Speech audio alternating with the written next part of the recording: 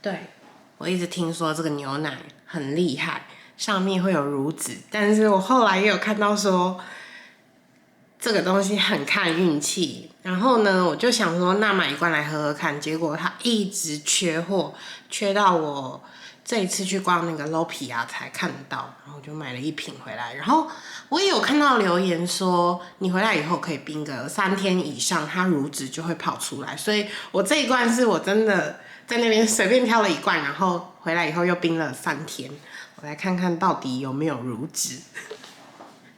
现在整个就是一个开盲盒的概念，就来开看，然后顺便喝喝看它到底跟正常我们在喝的那种牛奶有什么差异。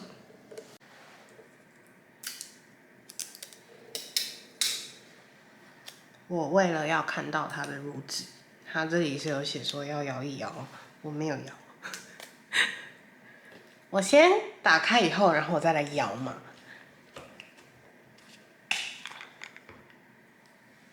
究竟会不会有呢？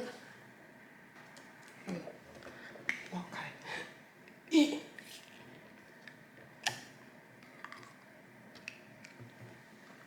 淡淡的，这里有一点，但是它真的好难看。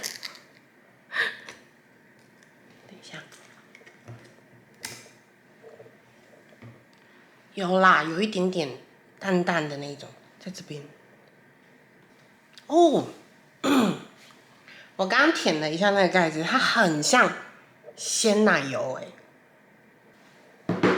就是很像鲜奶油的那种感觉。摇摇。我还特意拿了一个我平常会喝的牛奶来比，这个已经算是我觉得我喝过很好喝的牛奶了，就是养乐多的牛奶。然后这边我倒这个。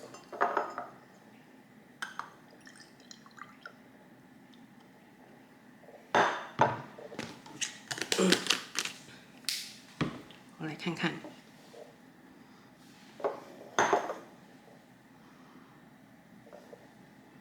确实闻起来的时候，它的奶香味是比较浓的。先来喝一口看看。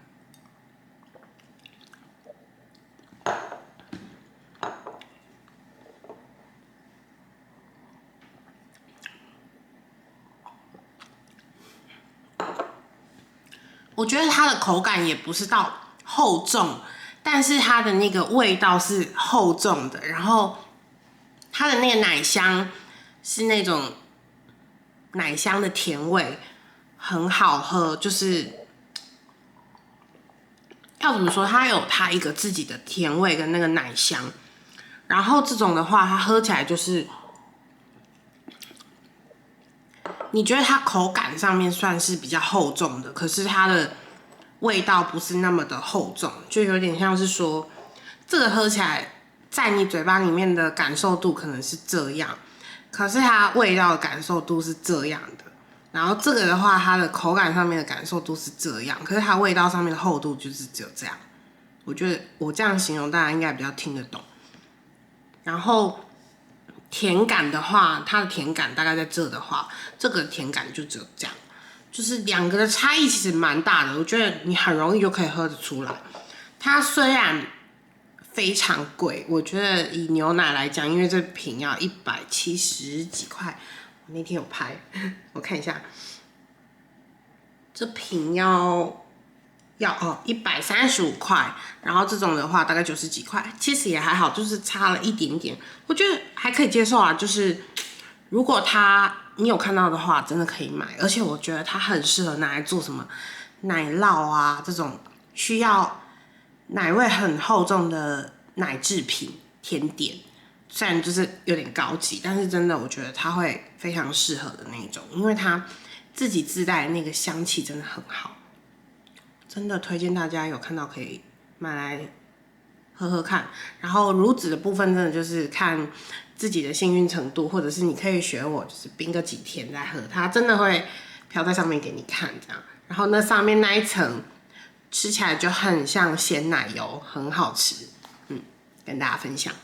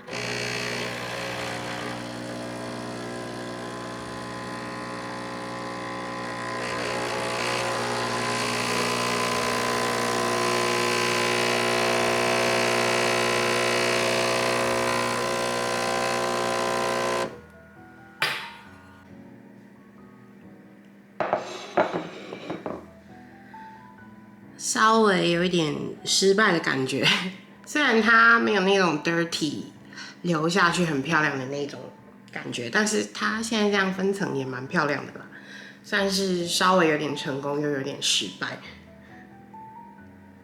但我还是很期待它的味道。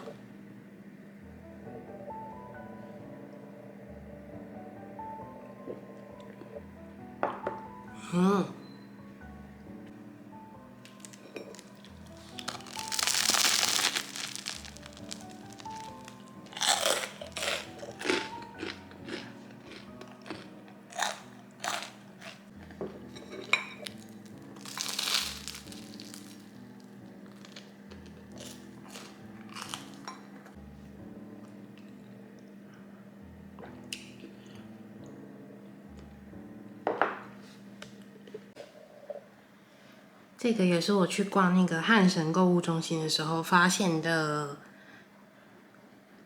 蛋卷，然后这个品牌是时心，这个口味是杜拜巧克力口味，而且我很喜欢他们家就是有这种超小盒的，这样子，如果真的口味不合我的期待的话，就也不会太负担。给大家看一下，里面长这样。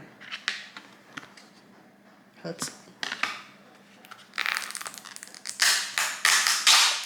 哦，这个粉蛮厚的哦，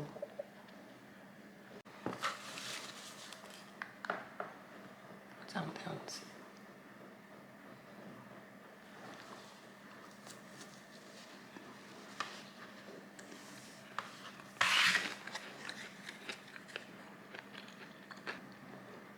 我自己感觉。它甜度是没有很高，然后外面这边还蛮酥脆的。那里面的这个开心果酱虽然颜色看起来有一点点很像芥末的感觉，但是甜度不会很高。然后，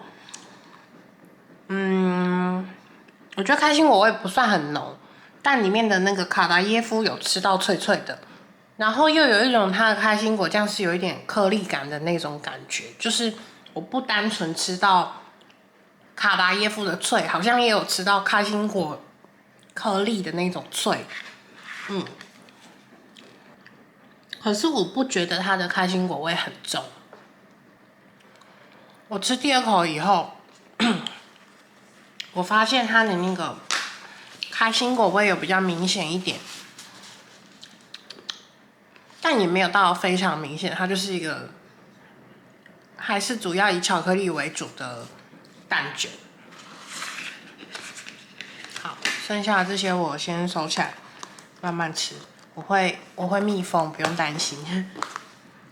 我这先盖起来，跟大家分享一下。